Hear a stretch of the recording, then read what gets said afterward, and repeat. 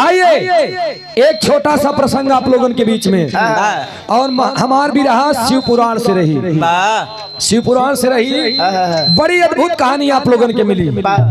आई मार साहब तो 4 लाइन के भूमिका में कहल गए।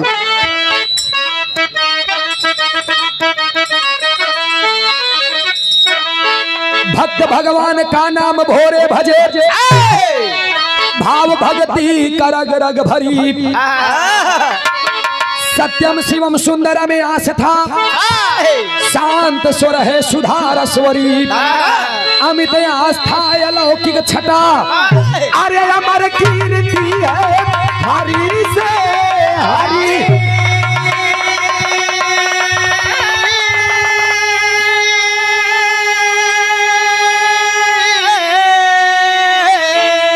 अरे लिखते कवि भोजराज संदेश देके, सूरज समर में कदम ना डरी।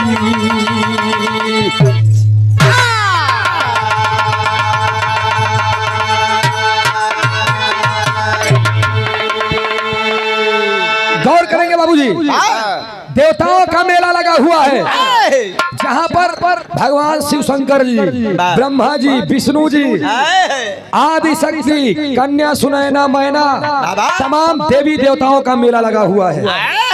और देवी देवता के मेला लाग बा, वही मेलावा में ब्रह्मा विष्णु जी और शंकर जी बात करत है। विष्णु जी के मुंह लटका रहा तो शंकर जी कहन कसो भैया का हाल बा। विष्णु जी कहन सब तो ठीक बता बता। देव ऋषि नारद जी नारायण नारायण। जब नारद जी के देखें तो विष्णु जी एकदम चुप हो गए भैया। और ये अनिल फल वाले भैया मरे, कौनो दिक्कत नहीं भैया, किलो आम एक दाम देंगे ना भाई। 50 रुपया पुरस्कार, नमस्ते व प्रणाम व बिरहा में इनाम मिल जाए तो जाना गवैया। कहो पूरे बिरहा का संदेश लेकर एगो कव्वाली के टुकड़ा संकेत करब मास्टर साहब। आइए कैसे।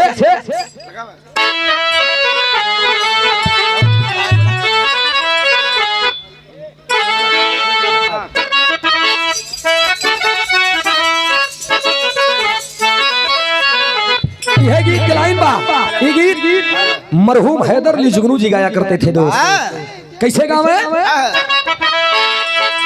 बारे हैदर अली गुरु जी इस दुनिया में नहीं है, लेकिन उर्दू अल्फाज जो आपने बयां कर दिया सबके बस की बात नहीं है।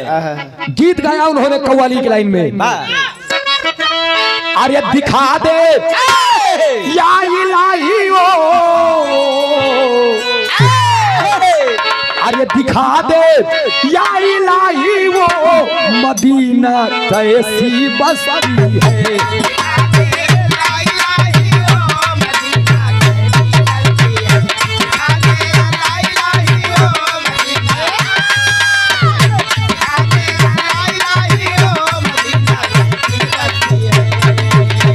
लेकिन एक ओरिजिनल भाव का रह जानते हो, अरे पसी एक और दुनिया है, अरे पसी एक और दुनिया है इसी संसार के नीचे।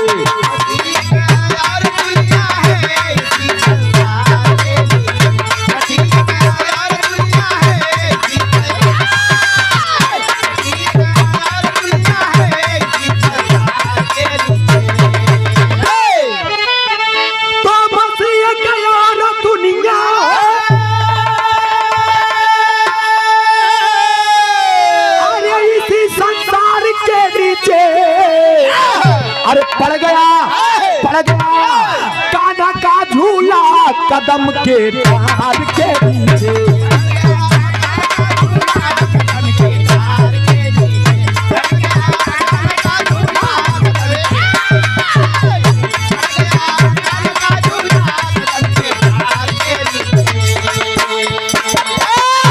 एक बार हम YouTube चलावत रहे, YouTube हाँ तो कलाकार कोनो यही के जवाब में अब गाए दे हैं। अरे उजर का बार छिपल बाहो, उजर का बार छिपल बाहो करियवा पार के नीचे।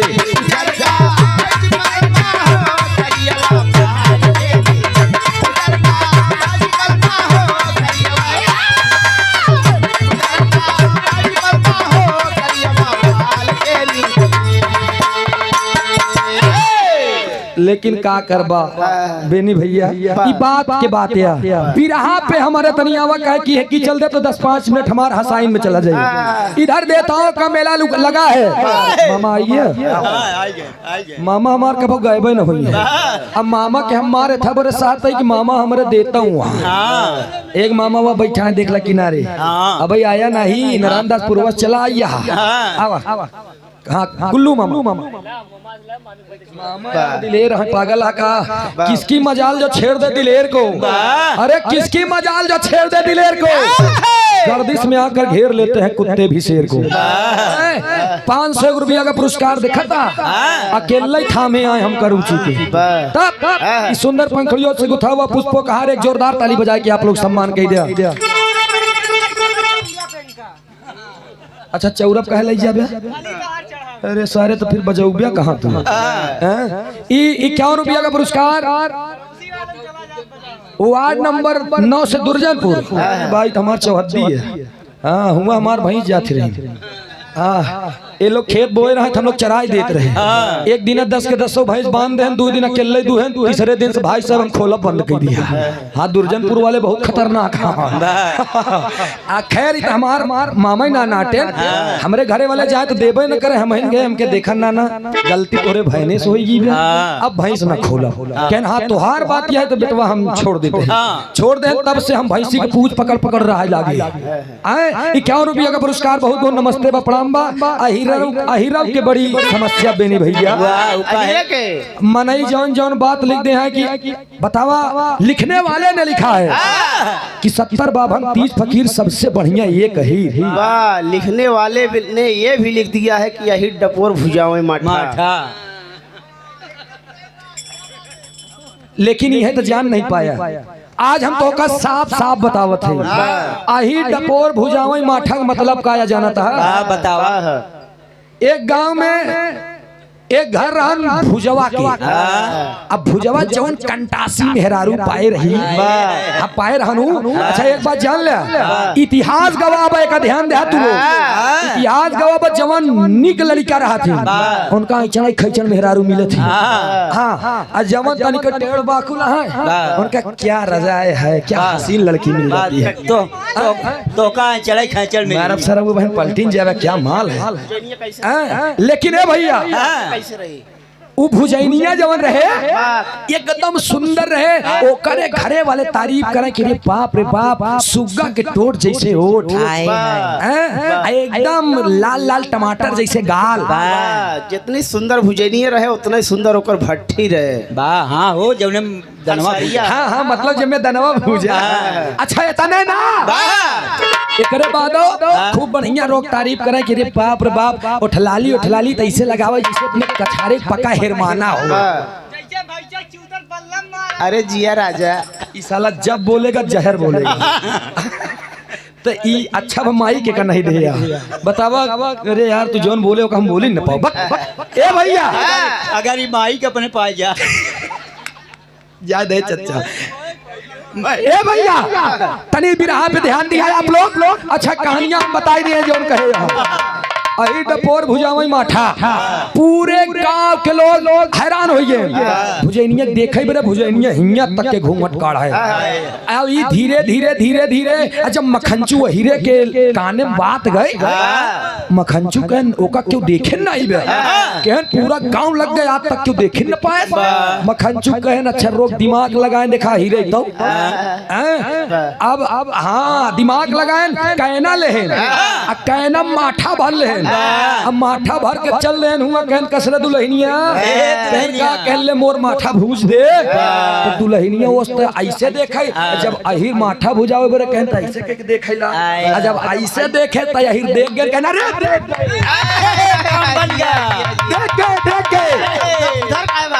जब वो ऐसे देखे तो कहे रे मोरी माई अही डपोर भुजावे माठा।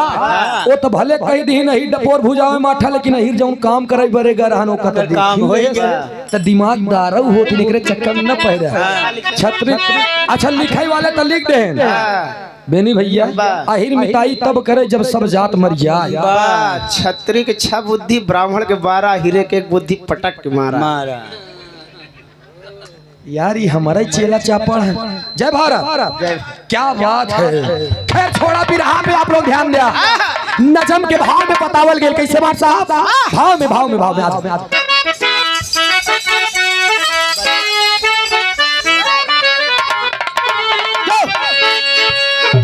अरे शंभू जी, अरे शंभू जी सोच पड़े हैं बात नारद को देख के आगे।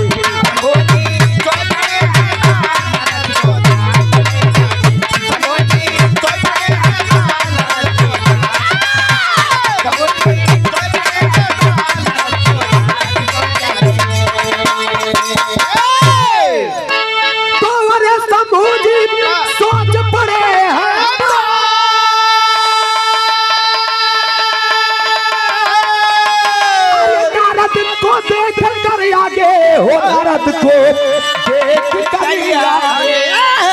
अरे विष्णु जी, विष्णु जी देख दशा को ताप, जगह तब छोड़ कर भागे।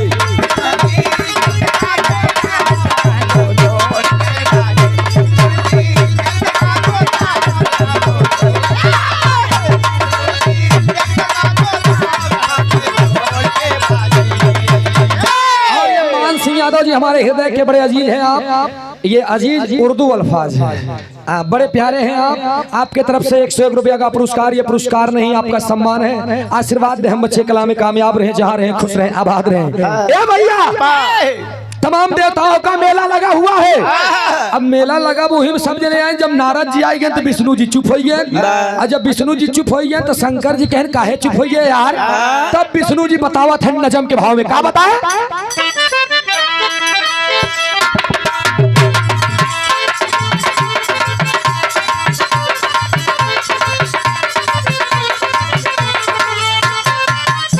एक पट्टी भैया अक्षय कुमार एडो के जग सिकंदर पुत्र स्वर्गीय केशव चंद्र सरोज विरहा गायक करमाइसन गाना गाते हो, परदेश पिया जाते हो, खत लिखना। क्या बात है कवि जी।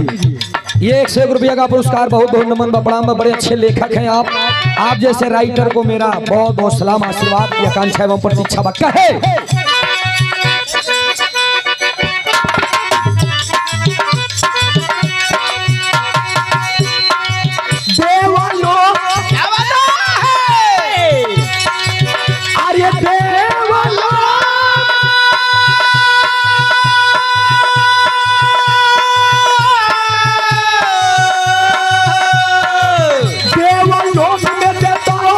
भारी है देवलोक में देवता झूठे भारी है, कोई तो जान कोई बनता या नारी है।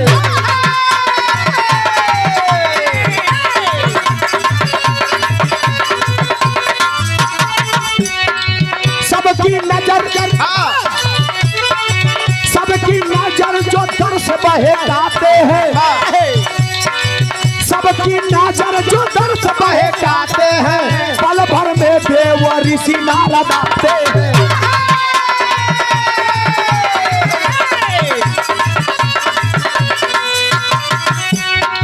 किसी की बात को बातों में कभी मान लेते,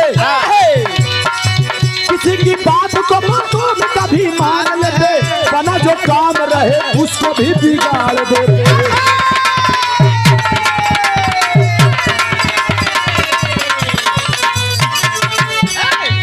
दिल की बात कोई उनसे ना बताते थे, दिल की बात कोई उनसे ना बताते थे, दिल की बात कोई उनसे ना बताते थे, देवी देवता घबराते थे।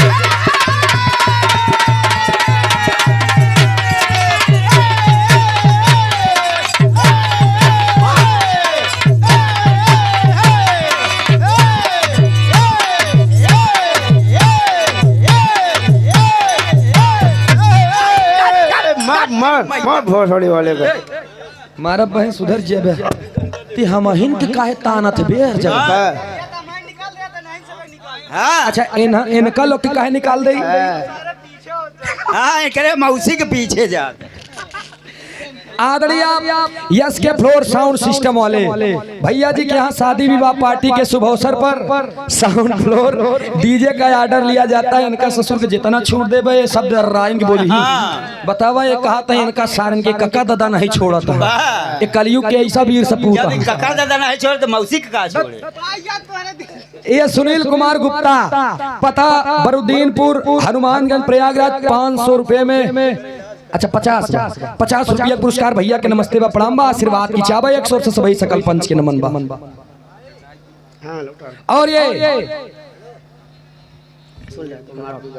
हाँ सुनील कुमार उर्फ सौरे। अच्छा वारी में हम कार्यक्रम में आप गाए रहे हैं ना? हाँ ठीक है। इस सेकेंड राम कैलाश सुनील कुमार दुधा उर्फ सौरे।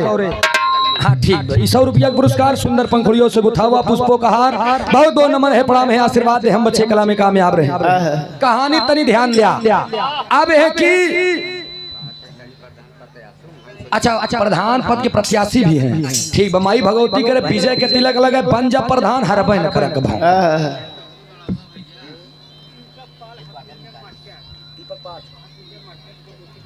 अच्छा और ये दीपक पाल हारमोनियम मास्टर, उनके मौसी की लड़का है आप। अच्छा ये 50 रुपया पुरस्कार भैया के नमस्ते बा माई भगवती हर मोड़ पे तरक्की दे। उनका मौसी है ठीक है ना? हाँ तब ठीक बा। अब आया भैया तनी हमारे गीत पे ध्यान दिया। देव ऋषि नारद जी आ गए, विष्णु जी शंकर जी कहते हैं बाप रे बाप चुप हो जा कहन काहे कहन आई गे अरे मोर माई अंसी दुनिया डेरा कहन का बा कहन झगड़ा लगाए दे 3 महीना हो गए लक्ष्मी बोलत नहीं कहन तब कहन गे रे का बताइए आइए ना हम बोलबे न करे। शंकर जी कहन अगर नारद में इतनी दम बा इतना हिम्मत बा हमारे चाय के मेहरारू झगड़ा लगाई दे। अरे यार ताकत हो चाहिए, प्यार में मोहब्बत में जज्बात हो चाहिए, जुनून हो चाहिए, एक दूसरे के प्रति चाहत हो चाहिए। तो हर मेहरारू भले हमारे से एकदम तांडव कैडा है हमरे मेहरारू जाए झगड़ा लगाई दे। ई बतिया देव ऋषि नारद जी के कनावा में जब काने में चला गया, जब चली गई बात देव ऋषि नारद जी बोले नहीं हुआ से लौटेन। जब लौटेन देख लाइन तर्ज लग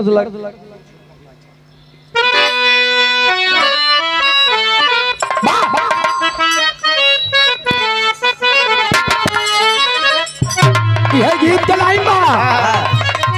कोनो मेहरारू अपने मन से धू से कहे रुचि अरे बाली और झुमका भूलाई जा, अरे बाली और झुमका भूलाई जा, नथुनी पे गोली चले तब से मांगवा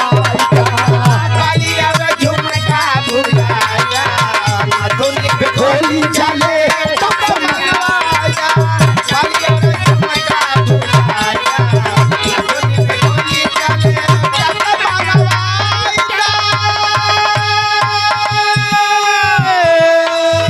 बात सुन के नारद कैलाश पे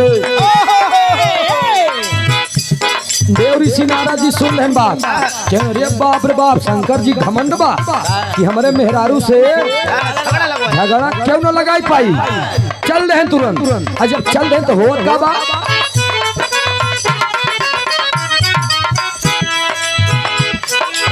बात सुन के नारद बाबा आई गए, बात सुन के नारद बाबा आई गए, माई गिरजरानी से पतिया सुनाई गए।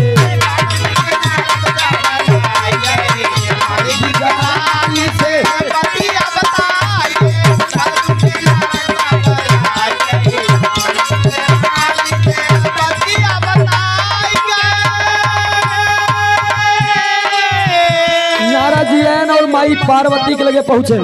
माँ ए माई अरे बाप रे बाप तोहार किस्मत खराब बा, तोहार करम फूट गया भाई। कहन का बा बेटवा कहन हम ही नहीं जानत रहे, कहन का नहीं जानत रहे भोले बाबा पियत बाटे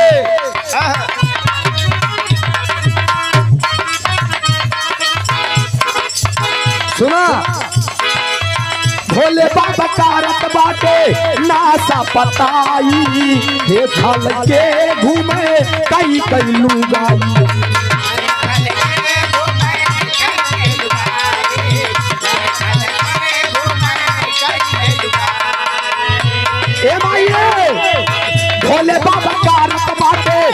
सब बताई देखा लइके घूमत बाटे कई कई लुगाई देखा लगे घूमत बाटे कई कई लुगाई देखा लगे घूमत बाटे कई कई लुगाई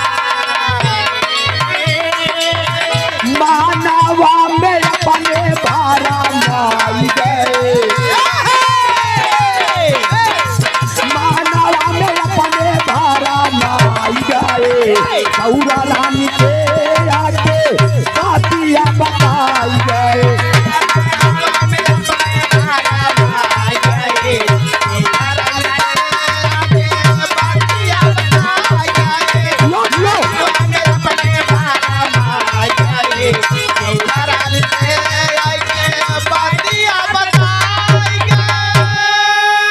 और ये पुनः इस भाव पर प्रसन्न होकर हमारे मुन्ना यादव मामा जी 500 रुपया का पुरस्कार दे के एकदम चोला मस्त कह दे दोस्त इनका मामा चाय हो पिया वतनी से 500 रुपया का पुरस्कार नमस्ते व प्रणाम बा आशीर्वाद की चावा वार्ड नंबर 9 से दुर्जनपुर से 10 रुपया अरे हमार तोहार 10 रुपया कहाँ जाई हो आओ कोनो दिन चाय पियाई दे कहानी ई 40 रुपया नहीं 50 रुपया पुरस्कार नमस्ते बा प्रणाम बा आशीर्वाद दे हम अच्छे कला में कामयाब रहे और क्यों जने यहाँ अच्छा ठीक बा देखा गवैयन के धन दान देश कमाओ धन घटत नहीं जैसे 500 देबा काल 1000 मिली 1000 देबा काल 2000 मिली हम लोगन के नाम 4 बीघा लिख दे कल तू लोगन के 8 बीघा मिली न माला लिख के देखा से मिल जाए 100% गारंटी है इस बात की हर जगह गारंटी लेके टहराता है वैसे कसम से बताओ तो हम प्रधान हो तो कहीं पहले बांध ही था आ 4 बीघा तोहरे नाम लिखी सवेरे 8 बीघा ना हो तो मारत हनुमान बनाई गई 4 बीघा रजिस्ट्री करावे में 15 दिन लग गया तब मैं भाग गया ए भैया तनी समय गीत पे ध्यान दीजिएगा देव ऋषि नारद आए माई पार्वती के लगे अब पार्वती लगे जाके झूठे नखरा बनाए दे रे बाप माई तो हर किस्मत फुरिए देवी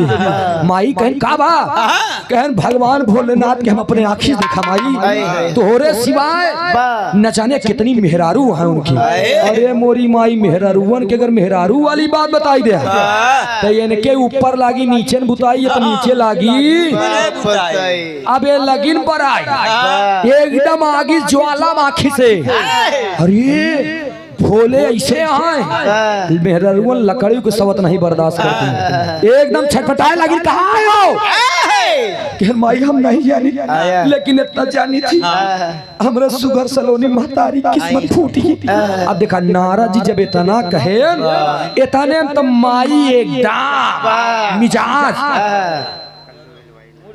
और ये हमारा मामा कल्लू हलवाई रुचि इन नारायण दास पूर्व वाले मामा है वहाँ बैठा हाँ कल्लू हलवाई 100 रुपया का पुरस्कार तू तो हमारे नाना ही मामा से हैरान हो जाए इतना नाना मामा है कि जेकर कोनो हद नहीं वैसे एक बात जान ले हमारा जैसी बिया हो ये हमार मेहरारू गदगद हो जाई माल से इतनी मुंह दिखाई मामी हर दे दे कि माई के माछ दुल्हा चोरी करे लगी इतनी लाला चाहिए बेस वाली साड़ी मिली बेस वाली 100 रुपया का पुरस्कार बहुत दो नमन बा मामा ऐसे बनाए रहा बिया है तक करे बात जान होई देख आई जा कहो ए भैया तनी कहानी पे ध्यान रहा है झगड़ा लगाए दे झगड़ा लगाए के बाद बगली बरगद के पेड़ रहा है वही पेड़वा के कोटे खड़ा हुई है नारद जी तब तक देव नारद जी खड़ा भैन तो भोले बाबा जब भोले बाबा आए लगौरा जब आई गए तो भगवान भोलेनाथ जाता है माई पार्वती के काश भगवान भोलेनाथ एकदम गाजा भांग पिए मस्त उनका का पता कि मेला में का बक्के ही आए गौरा ए गौरा ए गौरा ओरी दौड़ा तनी मोरी दौड़ा गौरा तो लगी है बात की पता नहीं कौन मेहरारू साथे तू कुछ छल्ला उड़ावत है जब इतनी बात कहें तो भगवान भोलेनाथ कहन पागल हो ये तुम्हारे मुख से बातें शोभा नहीं देती मैं तुम्हारे सिवाय किसी से प्यार नहीं करता जाली आवा तनी गाजा भांग तो माई पार्वती कहती है का कहे हमारे साथ तरज की लाइन बात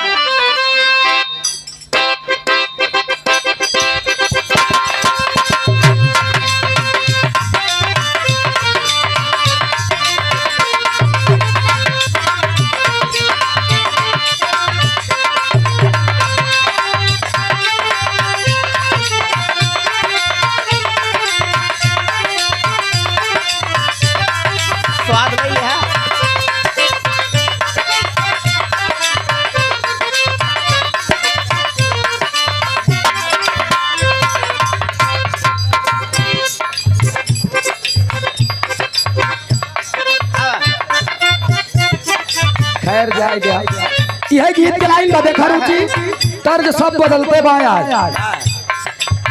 जो तूने बीच बजरिया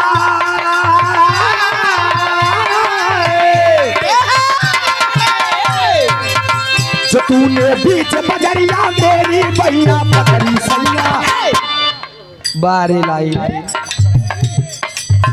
जो तूने बीच बजरिया मेरी भैया पकड़ी सैया मैं सबसे बोल दूंगी तूने बीच बजरिया मेरी भैया पकड़ी सैया मैं सबसे बोल दूंगी बजरिया मेरी भैया पकड़ी सैया सबसे बोल दूंगी जब रात की कोई ना जगियो आइयो सैया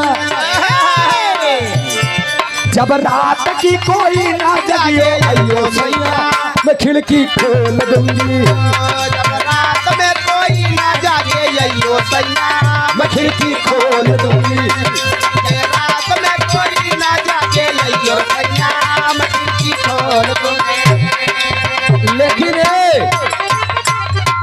भगवान भोलेनाथ लगे गए माई पार्वती खड़ी हुई कहनी बतावा कहन का कहन तू हमरे अंदर कौन कमी रही कौन कमी रही हमारे अंदर जब तू दूसरे मेहरारू के पीछे पड़ा है कहन गौरा कहन का कहन तोहार कसम खाते ही हम तोहार माछ गौरा हम कौनो मेहरारू के लगे गए नहीं मेरा बेटा नारद झूठ बोलेगा बस इतने पे शंकर जी समझ गए वह इन बोले रहे कह नारद आए रहन का कहने एकर मतलब बात सही है एकर मतलब बात सही है नारद बेटवा हमार झूठ नहीं बोल सकते कौन रही जनमोइया गाड़ी कौन रही ओकर खून पी जाब हम चबाई जाब चबौनी के छोटी उपार ले ई मेहरारुअन के गाड़ी है आज वाली और तीसरा पार्वती कहन गया जौन तोहरे लगे आए ओकर नहीं पता बा तोहार वीजा लाइसेंस पहले से बना बा काहे आए आज जब इतना बात कहन अच्छा रुचि एक बात तू लड़बू खो लड़बू ले कैसे अपने मन भैया जब बियाह शादी हो जाई ता हर मनाई के बात ये रुचि बार की हम लोग बार कब भैया ऐसे देख ले पतन के दारू और में अल्टी पल्टी करे रहन अब पी ले अब घरे जा मेहरारू पता चला सो ले कहीं भगवती गाड़ू पिए लागे तू ओसी मतलब नहीं बा कि पिए है की नहीं कमजोर शरीर वाले के पास गुस्सा ज्यादा होता है क्या बात तुमने कही बहादुर एक जोरदार ताली बजाई दे बेनी भैया के नाम से हां इनके कभी गुस्सा ही नहीं आवा काहे नहीं आवा जानता जब जब गुस्सा आए तो मेहरारू लोढ़ा तान के दिखाए बा हां जब चुप हो जा झगड़ा खत्म ए भैया ताप भगवान भोलेनाथ गौरा से कहें जा पानी लेके आवा एक लोटा भांग तब गौरा माई कहीं सुना सुना यही भाव में कैसे भगिया हमसे ना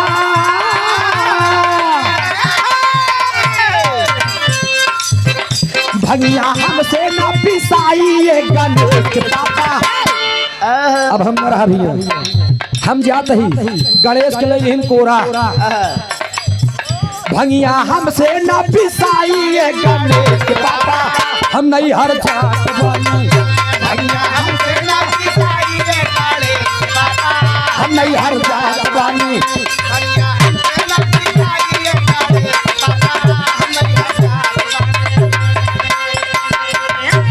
हे भैया देखे बचोलों ने छेद दे तो का बचोले पिछवा छेद हो गई भंगिया हमसे न पिसाई ये गणेश के पापा नहीं हर जात बानी केतने भगवान भोलेनाथ कहने न पिसबू भांग गौरा कह नहीं कह नहीं कह नहीं कह नहीं कह नहीं वह नंदी बाबा के छोड़े कह सुना सुना न पिसबू ना हमारा बात सुन लिया भंगिया तो से ना हम पिसवाऊ ये गणेश के मम्मी तू ही से पिसवाऊ भंगा भंगिया तो से ना हम पिसवाऊ ये गणेश के मम्मी मैं बरधा छोड़ देबा भैया तो हम पिछवावे काले मम्मी मैं छोड़ देबा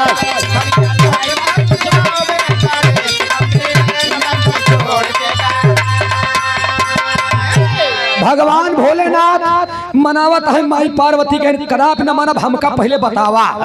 ऐसे उठा के हथवा रख दे मूड़े पे, माई पार्वती मूड़े पर रख के सीधा गर्दन पे ध्यान दीजिएगा सुनने वाले मित्र। नारद जी बता रहे हैं कि माई अगर न विश्वास होई, अगर बाबू झूठ बोली तो उनके गटई में देख ली 12 मेहरारू की मूड़ी बा।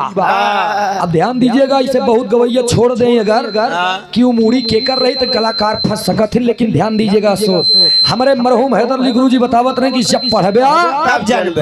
अब है कि जब तनी भैया से किया रोक दे। जब गर्दन पे निगाह गई माई पार्वती उठाइन गर्दन कहीं नहीं केकर या के आटीन भाई केकर माला या भगवान भोलेनाथ जान गए कि हमारी अर्धांगिनी आज धोखे में पड़ गई। जब भरम में पड़ गई यहाँ तब भगवान भोलेनाथ उनकर भरम मिटावे बड़े टेरी की लाइन लगाई रहने की।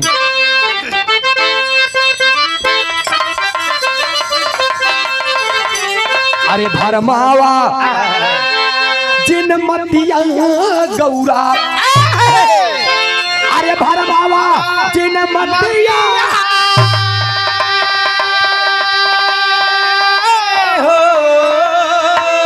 भरमावा जिन मतिया गौरा, भोलेनाथ हुए केवल तो हथिया।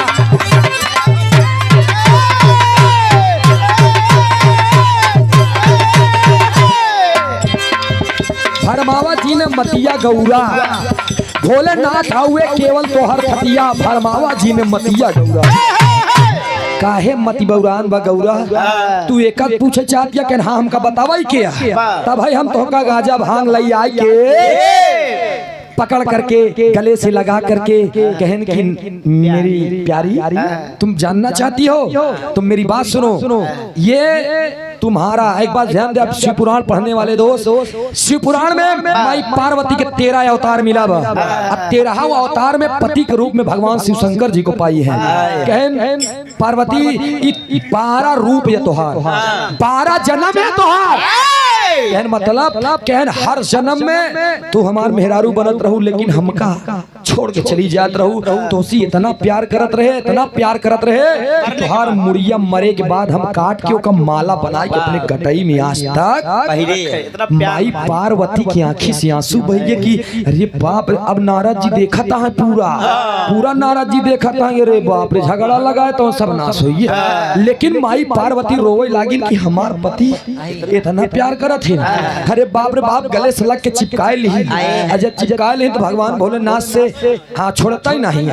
माई पार्वती कहाँ है सैया, कहन जिंदगी मात तक मैंने कुछ नहीं मांगा, कहन तब कहन एक चीज मांगा था हमका दे दिया। कहन का वही एक लाइन तर्ज लगे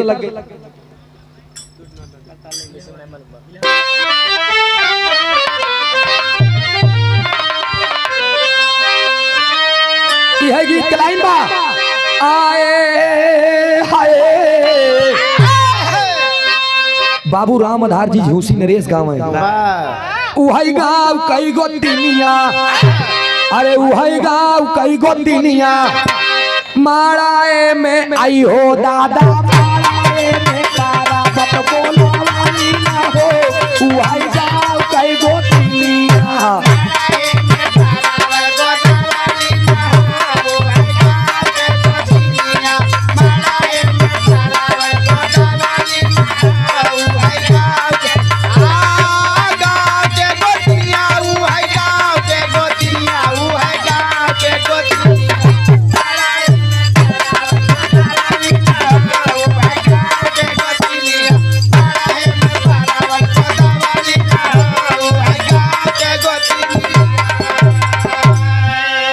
लेकिन लौकुश कांड में आप लोग पढ़े हो गया। अरे दूठी नान जोगिया, दूठी नान जोगिया, अरे पेड़ावा में घोड़ावा बांधावा लेना हो। दूठी नान जोगिया, पेड़ावा में घोड़ावा बांधावा लेना हो। दूठी नान जोगिया, दूठी नान जोगिया, दूठी नान जोगिया, पेड़ावा में घोड़ावा बांधावा लेना हो। दूठी नान जोगिया, पेड़ावा में पेड़ावा बस ऐठ देव वहीं चला जाबे। हम कहा था पेड़ावा में घोड़ावा बंधावले तो कहा था घोड़ावा में पेड़ावा बंधावले हो दूठी ना। मुन्नी लाल कोटेदार साहेब। अच्छा का करबे, ई जमाना अलग हो गया। आज के समय में पढ़ा लिखा हो जरूरी है। रुचि कितना कोटेदार है। अच्छा कोटेदार साहेब हने चानी होगी, फायदा ही फायदा, फायदा ही फायदा बा, चाहे नहीं हो चाहे जेठाउत लगे चाहे ससुर चाहे भसुर, अंगुरी जरूर पकड़ ले। काहे पकड़ लेथिन जानता है? काहे कि मेहररुवन बताही ही ठप्पा लगा नहीं पड़ी है, रुका बाबू लगा बाबू ठोक दिन दूसरे जगह। ई बरे पहले कोटेदार से रुक रुक रुक रुक रुक रुक रुक पकड़ के अंगुरी वही जगह लगवही जहाँ का जरूरत बा ना हो। ई बरे पढ़ा लिखा हो बहुत जरूरी बा। ई 51 रुपया का पुरस्कार कोटेदार साहब के, लेकिन पूर्वांचल यानी भोजपुरी दुनिया वालों ने नहु लोग नहीं छोड़े। कोटेदारवा के कोटा में बाहर महाराज परधनवा के अरहर में बीडी सीवा के उखी में सब नाश कर दिया। लेकिन सोचने वाली बात है दोस्त, तनी बिरहा पे हमारे ध्यान दे। माई पार्वती कहें स्वामी एक सवाल करूं, कहन हम मर जाई थी तू काहे जिंदा रहा था? ध्यान दीजिएगा, एक कारण काया। भगवान भोलेनाथ मायूस मन से बोले कि अर्धांगिनी प्यारी प्रिय, हम इतना बड़े मर जात रहे, तू इतना बड़े मर जात रहू कि तू अमर नहीं हो, हम अमर रही, हम अमर कथा सुनिए ही। अब इतने पे तो मेहरारू के जिद रे बाप रे बाप। ये अगर चाउमीन बड़े गुस्साई गई कितना मन से धू ना माना, खरबोड़ लिया ऐसे मन नोच लिया मुंह। अच्छा तोहर वाली नोचे बा भाई बतावत है। अच्छा ए भैया, अच्छा बेनी भैया, बिलेट में दो तरफ धार होता, चाकू में एक तरफ धार होता। अब जौन आरी आवत यहाँ धीरज भाई वो मनो दो तरफ धार होता, लेकिन मेहरारू में इनके रोम रोम जहर होता। तो का कैसे पता? हरिओम कमक छुए हमारे रोमा पर कब चला गया तू?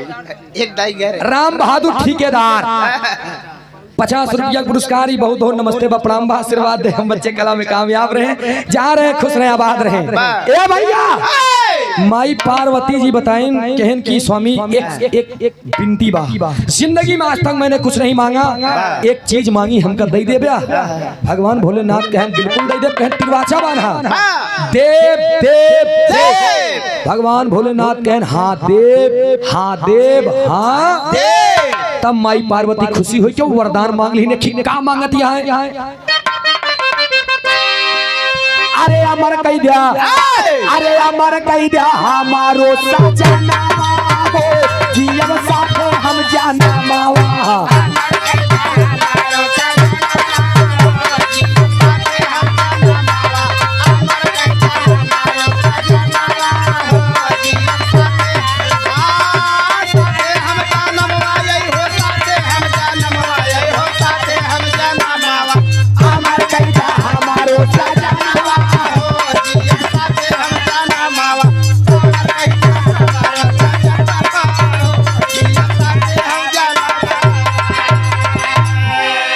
देखा था यार राम कुमार चच्चा करताल नहीं देख पावा था, निहुर के करताल में जाओ। एक करताल हो किस भाजा था यखनी करिहाई बचोले के लागत। ए भैया अमर कह दे हमरो सजनवा हो, जियब कथवई जन्मवा। आ जब इतना बात कहें तो भगवान भोलेनाथ फंस गए। आ जब फंस गए सारा बात हर बात को देव ऋषि नारद जी सुनत रहे। नारद जी कहने रे मोर माई अब तो हमहू अमर हो जा, चला हमारा काम हो जाई। सोच का है अंतरे में ही। अरे नारद बाबा मनावा में खुशियां मनावा,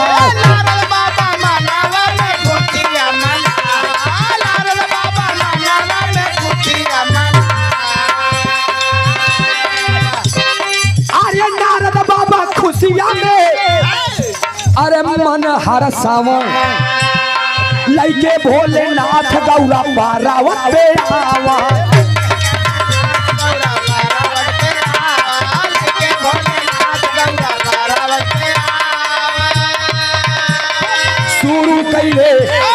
शुरू कैले अपन परवा जानवा हो, जियम साथे हम जाना मावा।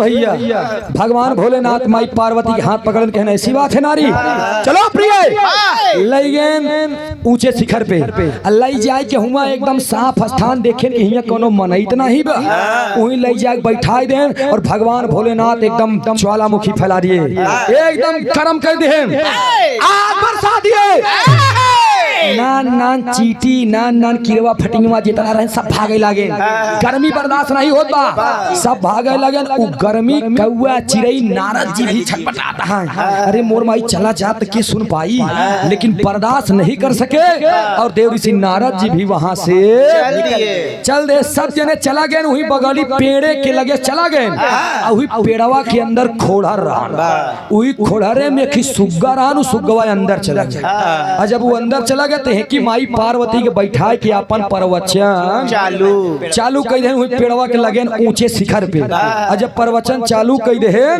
तो हो कब मार साहब पापट की लाइन में कहल गई,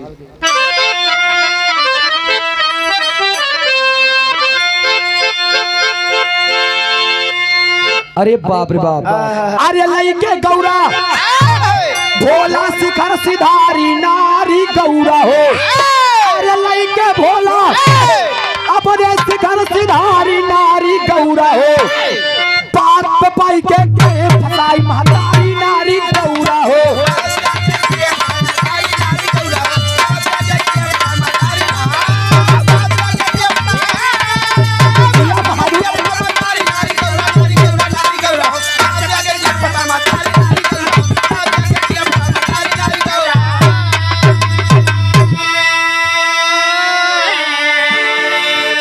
कथा के सुनावे लागे जग के दीनानाथ,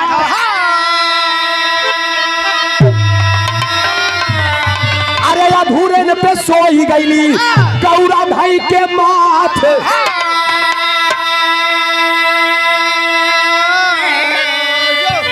अरे नहीं पैली आपन कर्म सवारी गौरा नारी हो, अरे नारी पौले आपन कर्म सवारी नारी गौरा हो, बात में लिहले कंठ फसा महतारी नारी गौरा हो,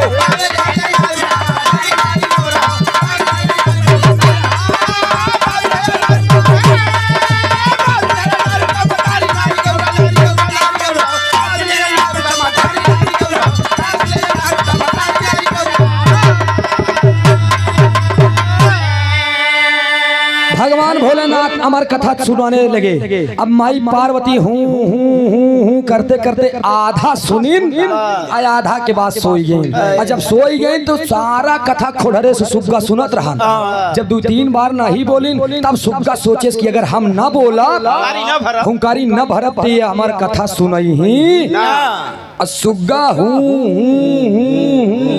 कहाई लाग। जब सुग्गा हूँ कहाई लाग पूरा अमर कथा समाप्त भय बाद जब भोले बाबा आँखी खोलन तो गौरा पार्वती सोवत रहे तो भोले बाबा उठान कस पार्वती ए गौरा उठी स्वामी क्या माधव एक नहीं दर सुन दो बक बक कहीं बताओ कहन कहा कहन कैसे सोई गो अमर कथा सुनो कहीं गलती होगी सही है हम आधा ही सुने कहन जब तू आधा सुनू तो आधे के बाद पूरे कथा में हुंकारी के भरत रहन तू सोई गयो तो हुंकारी के भरे दिमाग लगा के पता कई पाए जब पता नहीं मिला वही अपना अस्त्र शस्त्र उठा लिए और उठाए और शब्द वेदी त्रिशूल को छोड़ दिया जाओ जहां से आवाज निकली है उस गर्दन को काट करके तब वापस आना।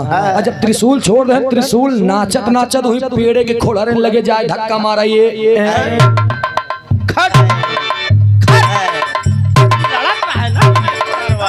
हो ये हुआ लड़ा तो हिया का पीछे पड़ा बार बार लड़ाई पीछे आवे तो सुग्गा जान गया कि अब हम बचा सुगना जान गया अब हम बचा उस सुग्गा जैसे त्रिशूल लड़ के पीछे गो वैसे सुग्गा निकल के उड़ के चल रहे। जब उड़त जाए लगता हो कबा सुग्गा गवा कहाँ पीछे त्रिशूल बा आगे सुग्गा त्रिशूल के पीछे भगवान श्री शिव शंकर जी चल दिए हैं तांडव करने के लिए। अब उस सुग्गा जात कहाँ बा आल्हा के लाइन में बताओगे।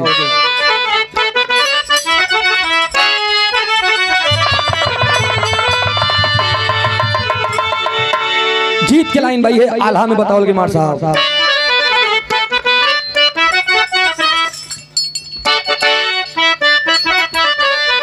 अरे उड़त उड़त सुगना गईले, उड़त उड़त सुगना गईले समुद्र के किनारवा बाबू।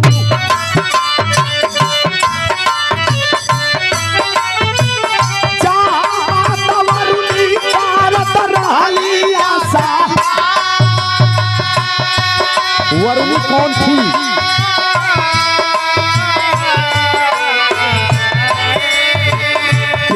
प्यास की धारा आरुणी गुजरिया पंचो।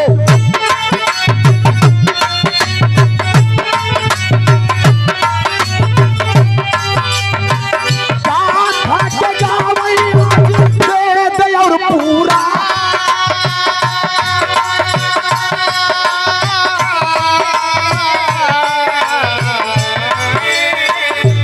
के आसना खोलिया अपन मुखड़ा पंचो।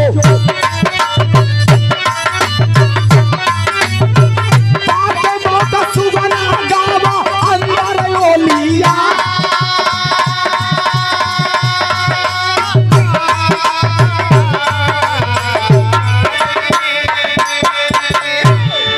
सुग्गा भाग रहा है जान बचावत बचावत बचावत बचावत समुद्र में स्नान कर रही वेदव्यास मुनि की अर्धांगिनी जिनका नाम अरुणी बताया गया। और जब स्नान करत रही बाल ऐसे फेंक के जब अंगड़ाई लिहिन तनी के मुंह खुला सुगना हुई मोहनई में घुस गया। अब त्रिशूल जा करके मुहे लगे बेधत बा। अरे बाप रे जल्दी खोल माई खा खोल माई काटा। तब तक अरुणी डर के मारे अपने पति वेदव्यास को याद करती है कि सैया हमार जान खतरे में। अब वेदव्यास मुनि जी चल देते हैं। आयन भगवान भोलेनाथ जैसे पहुंचे न वैसे वेदव्यास मुनि। जब मुनि जी देखे शंकर जी तू हमरे मेहरारू काहे छेड़ा था? कहन प्रभु अरे मुनि जी मैंने कहा छेड़ा? कहनी त्रिशूल के करया? कहन स्वामी ऐसी ऐसी बात है, मैं अमर कथा सुनाया और मेरी नारिश हो गई तो ये कथा सुन ले सभी इनके पेटे में चला गया। चाहे जो भी हो मेरी अर्धांगिनी मुझे याद की है और पतिव्रता नारी है। चला जा नहीं हमरे गुस्सा से वंचित नहीं है का जान लिया। दई देव श्राप तो भस्म हो जाए सब कुछ का जान ले। तब के ऋषि मुनि से डरते थे। देवी देवता भगवान भोलेनाथ उठा करके त्रिशूल को और तुरंत लौट के गए उसी पर्वत पे जौने पर्वत पे वो कथा सुनावत रहे। जिस पर्वत पे कथा को सुना रहे थे उसी अमर कथा के नाम से अमरनाथ के उत्पत्ति भई। हुआ आज भी अमरनाथ लोग जाते हैं अमरनाथ की यात्रा करे बड़े। और जो सुगना पेटे में रहन ऊ का होत बा दादा पंधारी के भाव में बतावल गई। 12 वर्ष बीत गया। 12 वर्ष के बीतने के बाद वेदव्यास मुनि और अरुणी माता के संबंध से समागम से एक ही लड़का पैदा भा हुई सुगना। और लड़का जब पैदा भा तो का नाम का लिखा गया ध्यान देंगे आप दोस्त दादा पंधारी के भाव में।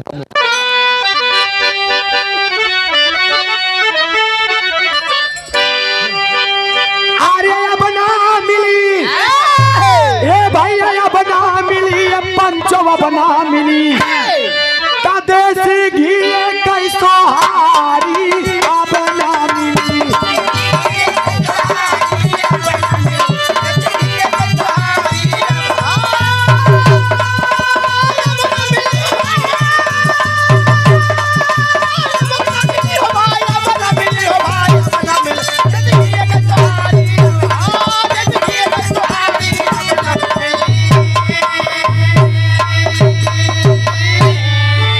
लेकिन भाव में बतावल गई लेकिन मार साहब कैसे? अरे वेदव्यास के अंगना, वेदव्यास के अंगना बाबू, वेदव्यास के अंगना पैदा सुखा दे लालनवा, वेदव्यास के अंगना।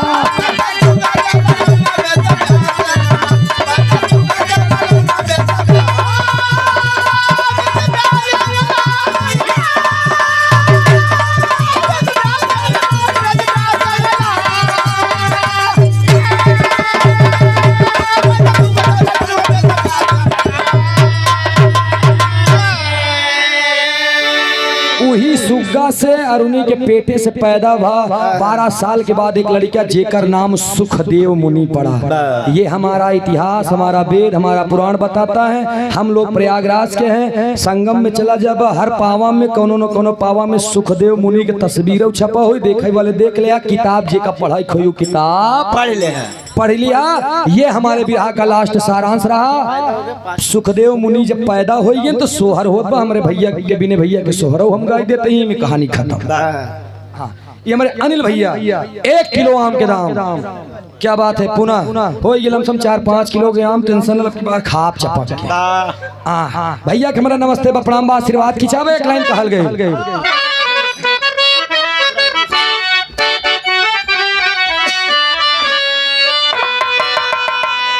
ई हमारे दाई माई हरे गाँव में पहले गोल बैठे, एक गोल हेकी बैठे, एक गोल हेकी जवान किन की हेकी बुढ़ीवन की, बीच में 25-26 साल 32 साल वाली आए हाय ओ पे तोहार ध्यान ज्यादा रहा। होकी वाली बुढ़ीवन बेचारी दाई माई सवाल करें, का सवाल करें?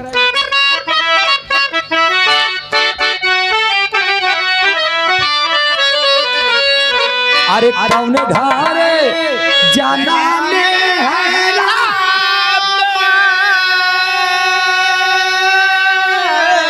कौने घरे लक्ष्मी, कौने घरे लक्ष्मी रामा, कौने घरे भरा भुआला आंगना हवा में सोहार हो। घारी बारा भुआला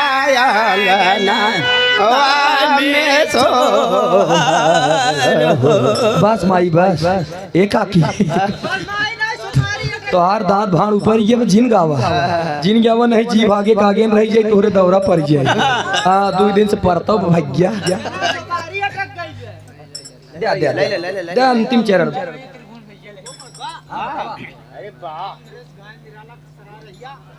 राम नरेश गायन निराला सराय रहिया, नौकरी से रिटायर हो गए, बिरहा से रिटायर न भन न बिरहा से रिटायर कब हो भाई क्या। जब तक मन चंचल रही तब तक जवानी में रही। मनोज कुमार यादव पैगम्बरपुर से, ये सब रिश्तेदारी ने हमारे 101 रुपया का पुरस्कार, बहुत बहुत नमन है, प्रणाम है, आशीर्वाद की आकांक्षा एवं प्रतीक्षा।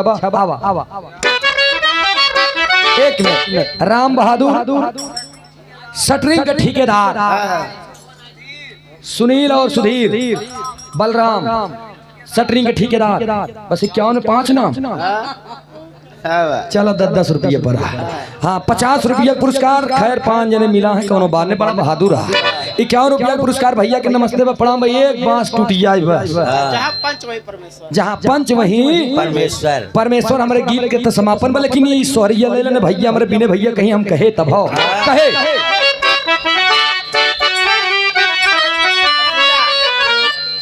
कौशल्या घरे जाना में है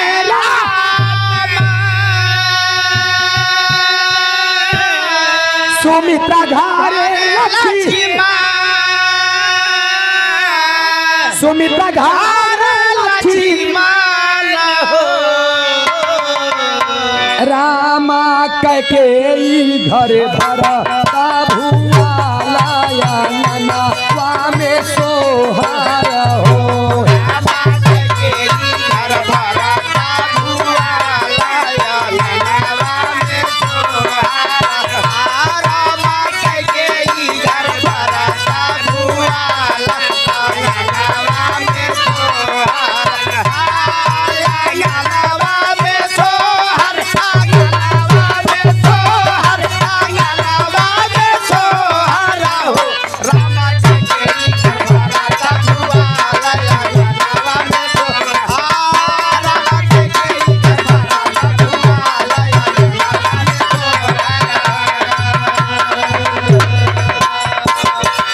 ये हमारे सुनील चौरसिया भैया बिरहा के बड़े अच्छे कलाकार, सुंदर पंखुड़ियों से गुथा हुआ पुष्पों का हार 11 रुपया पुरस्कार, नमस्ते प्रणाम आशीर्वाद की चावा कहे। अरे भूअर भूअर बाल रे होरी लावा के अबे का हरिओम जाने का हो आगे नहीं ई तो दुनिया गाय देश अब यूट्यूब लगा है ना अब तनी एक बदल दे एक लाइन तो बहुत गवैया का गाय दे ना ना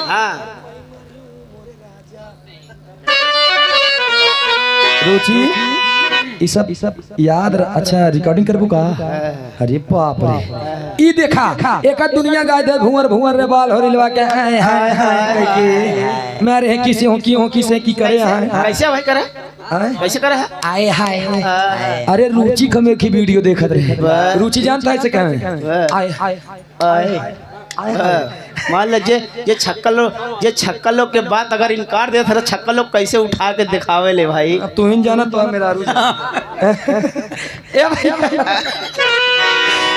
अच्छा एक बात बा हम जात रहे कैलाश नगर दिल्ली में कार्यक्रम रहा हमारा छठ पूजा पे जब कैलाश नगर कार्यक्रम जात रहे कार्यक्रम करने के लिए हम पहुंचे थे और हमारी उम्मीद बा कि हम आगरा डग गए ना रेल पे नहीं ट्रेन पे हम ऊपर जाकर आराम से लेटा रहे मुंह हमारा की रहा तब तक खियाएगी करिया कलूटी भैया के 6 नंबर आई के बार बार ऐसा जगह गुदगुदावा भाई साहब कि हम अच्छा हॉकी मुंह करे रहे एक बार गुदगुदास खट से पलटे कौन है भाई गुदगुदा के बाद ताली कैसे मारे थे क्या बता ऐसे हम देखत रही ना सुपर अच्छा तू बैठा रहेगा बड़ा खतरनाक इंसान है मेरे पार्टी का ये शेर है शहंशाह दिन रात 40-45 दिन कार्यक्रम गाते हैं बंदा सोता नहीं है हम खुद सो जाते हैं लेकिन ये ड्राइवर के साथ बराबर बातें करता है ये सत्य में बता रहा हूँ सब सोई जाए जैसे भैंसा के मांस छील आई लेकिन ये बंदा ये बहादुरी है बहादुरी बतानी चाहिए अच्छा ये भैया देखा वो अच्छा आए 2-3 बार नोचेस जब 2-3 बार नोचेस ना तो हम उठ गए हमके क्या है ए छोरे ऐसे पहुंच के काहे देना रे बात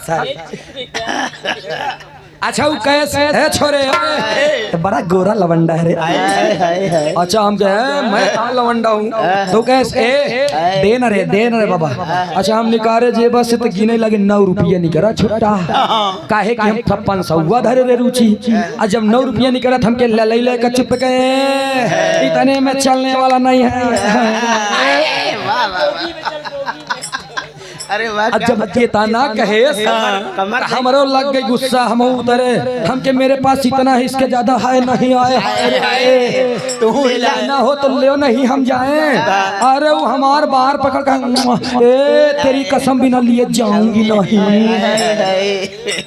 जब इतना कहे ना हम कहे तोहार कसम तू जितना मांगू उतना दे जब दे ला 2-4 मिनट अच्छा ये इतना खतरनाक मनई ये ऊपर से देख रहा था सब बात जब हम इसको देखे तो ऐसे कर रहा है ऐसे कर रहा था हम सोच ले भाई ये नहीं देख रहा है ये लोग आराम से सोवत रहे अच्छा हम 2-4 मिनट हैरान करे के बाद जब नहीं दे भाई साहेब जब इनमें हाथ लगाए तो हम रुक जा 22 को मत दिखाओ भाई 22 को तुरंत निकाल के हम ओका 100 रुपया दे दे के देखा तू लोग गाय बजाई के लेती है हम लोग गाय बजाई के लेते ही बस फर्क इतना कि तू आए हाय हम बस ये इतना फर्क बा आशीर्वाद दी हलस लेकिन वो आशीर्वाद दे कहन जाओ आशीर्वाद दे रही हूँ बेटा जहाँ जा रहे हो तुम्हारा सफर सुहाना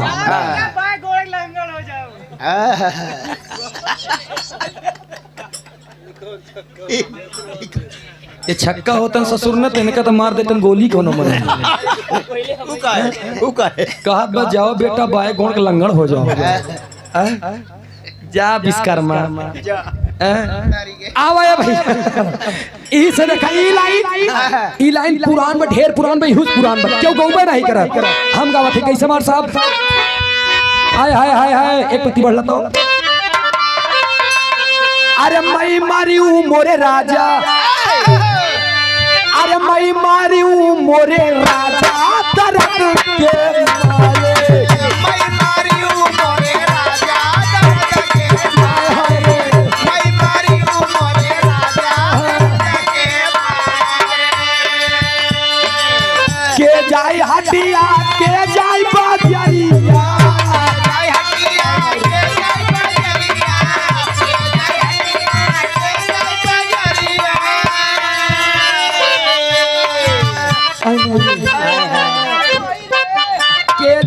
हटिया अके जाए बजरिया के ले आवे गुड़ मेवा दर्द के मारे के लिया वे गुड़ मेवा दर्द के मारे के लिया वे गुड़ मेवा दर्द के लिया वे गुड़ मेवा दर्द के मारे दाम न दिया। अच्छा तब उधर से जवाब में लिखल गए लेके सुनाए सासू जाए हटिया ननद जाए बजरिया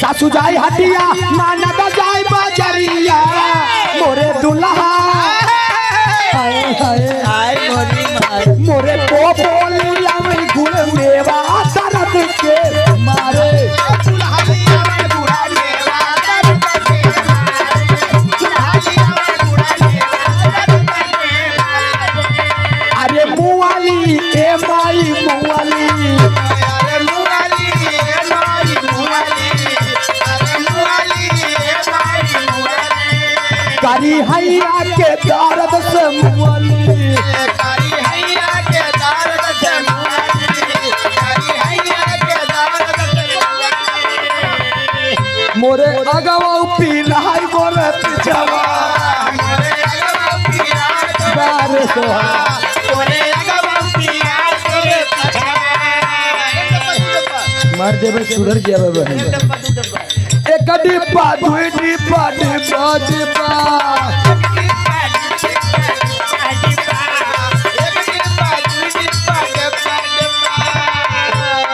पेट में का देला रोइया बाया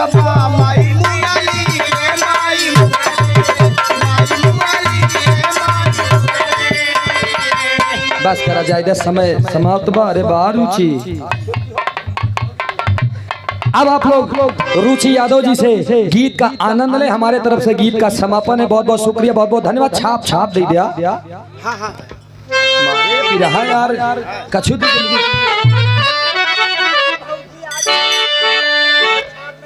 ठीक बा। आइए भुल्लू राम आधार हैदर गुरुवर राजा राम विमल कवि अमलेंदु साथे भोज राज थे राधे।